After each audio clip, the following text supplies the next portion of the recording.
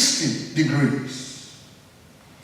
And I want to encourage you, those of you that are watching us through DVD and through YouTube, my prayer is that today you may understand what God has done for you, what God has done for us. When Jesus came on earth, what his mission was and what he accomplished through the cross. The reason why we worship him, the reason why we are called Christians after his name, Christ. My prayer is that you may understand the freedom and the liberties that we have. Yes, the enemy has brought his own freedoms.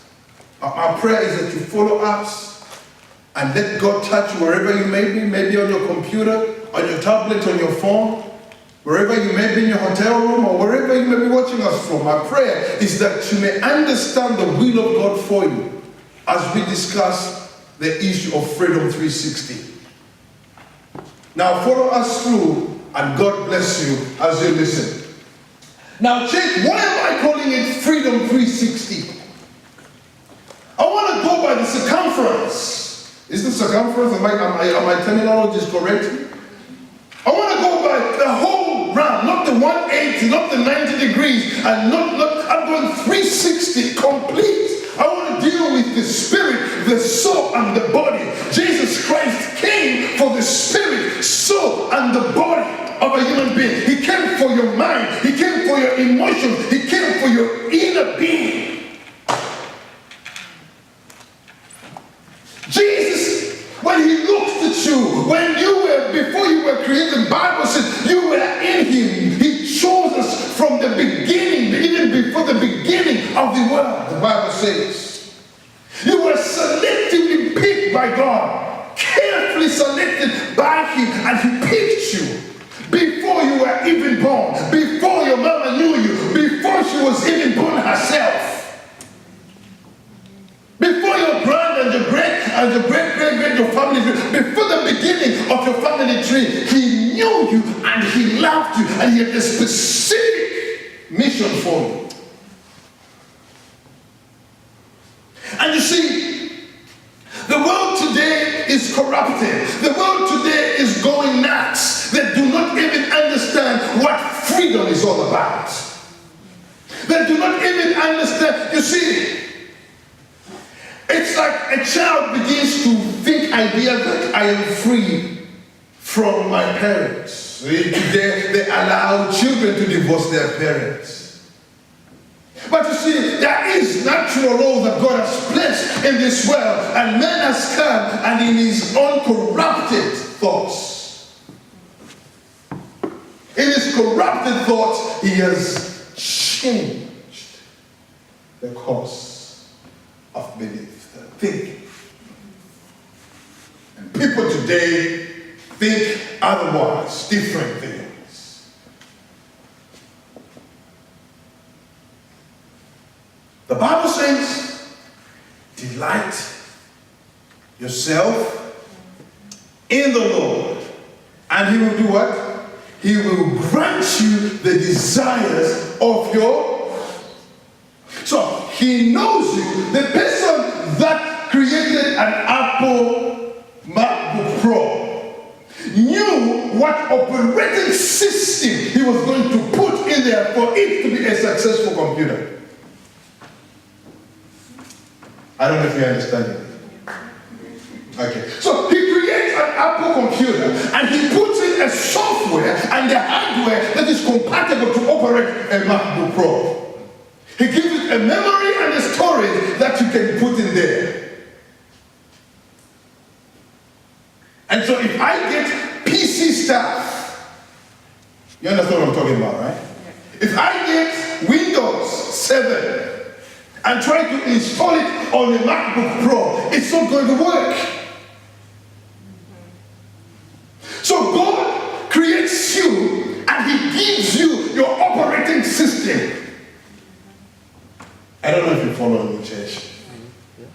God creates you and he gives you an operating system. And when he gives you an operating system, those are the desires of your heart. Your heart is the engine. That's the inner man we talk about. The inner man, the spirit. So he gives you a specific way of operation. But guess what? No wonder I don't like PCs, because there is viruses. Oh, have you got your antivirus kind of thing going on? My computer's going crazy. It is running too slow. What? It is corrupted by viruses. Let me flip it this way. Maybe you haven't put it that way. Delight yourself. Talk to me, church. Talk to me. Delight yourself in the Lord and flip it. Delight yourself in the devil, and he will grant you the desires of his heart. I don't know. Have I confused somebody? Have I confused somebody? You delight yourself in the Lord, God will give you what he created you to be. And so when you delight yourself in the world, in the devil, the one that the Bible says, do not be conformed to this world, but be ye transformed by the renewing of your mind. Because when you conform yourself to the world, you're delighting yourself in the world. And when you delight yourself in the world, you become more like the world. And when you become more like the world, then guess who is the prince of this world? It is the devil himself, Lucifer, the father of lies. He comes to steal, kill, and destroy. That's right. No wonder today the word of God has been compromised by even people that have just a belief system that I do not call Christians, but religious folk, and they have compromised the truth, and they're trying to do things by their own understanding. Why? Because they have the desire of their father, like the Pharisees when Jesus told them, you are of your father, the devil. Yeah, that's right. Bring it on, Pastor. When he told the Pharisees and the Sadducees, when he told them, woe is unto you, hypocrites.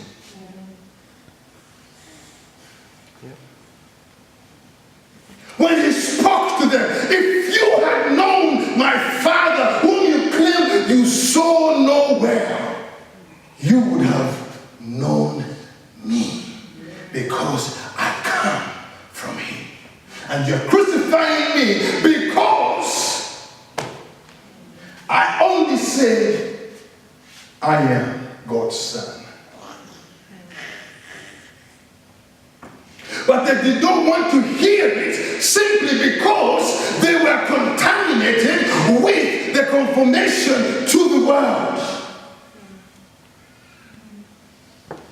Paul puts it this way: the God of this world has blinded their minds for them to see the glory of God.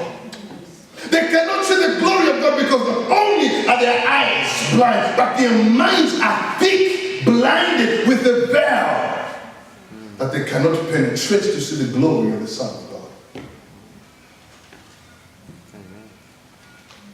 And so some confused folk that can't read the Bible right, they want to please everybody because it's about numbers, it's about popularity, it's about drawing everybody in, and human rights. It's not about human rights, it's about what the system was meant to operate like. Contamination upon contamination. Freedom 360. As children of God, we are going to walk in freedom, in liberty, because the Bible says, where the Spirit of God is, there is liberty. Where the Spirit of God is, there is liberty. And when there is liberty, the glory of God will come.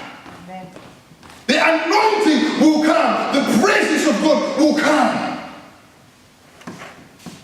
Where the Spirit of God is, there is revelation, there is glory. Is this too hard for you, church? Can I just go back into God will bless you? Hallelujah. Praise the Lord. No, the hard stuff. Just praise the Lord. And just get into all spooky stuff. Bring the hard stuff, brother.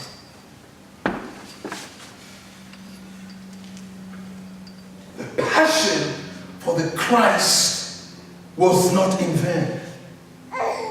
The passion for the Christ was not an accident, was not just a mere thing that, oh, well, it happened, so what? But it was to redeem mankind and give him the dominion that he so deserves to have, because in the beginning, God gave him that. And we lost it, and Christ came to give us free dominion, freedom, free dominion.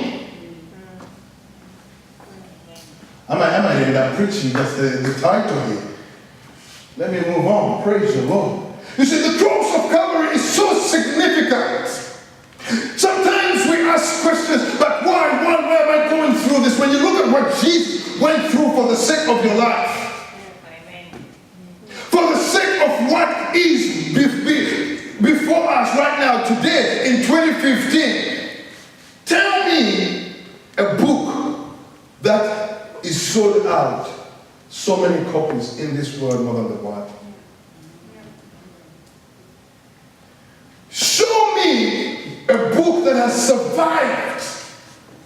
People trying to kill it, people trying to burn it and abolish the Bible. And the Bible keeps on surviving from generation to generation. Why? It's the word of God. The Bible says, my word shall not pass away. The heavens and the earth shall pass away, but my word shall stand. Not even a dot, not even a period is going to be wiped away from the word of God. Now, this is here I want to submit to you. Whether you believe in God or you don't believe in God, that ain't going to change the fact that, or the truth that God is still God. Whether my circumstances have overwhelmed me that much that I can't believe anymore, that does not change. Whether you don't see miracles today or you're seeing miracles, that does not change that God is still God. My Bible says he went silent when God went silent for 400 years. There was no revelation coming forth. Between Malachi and the book of Matthew, that's 400 years right there. Until John the Baptist came along to declare Jesus. So the fact that God was not speaking for 400 years did not mean that God is dead. Because in the same book we were reading, in the book of Acts, God says, I am close to them. But they don't even know it, that I'm close to them.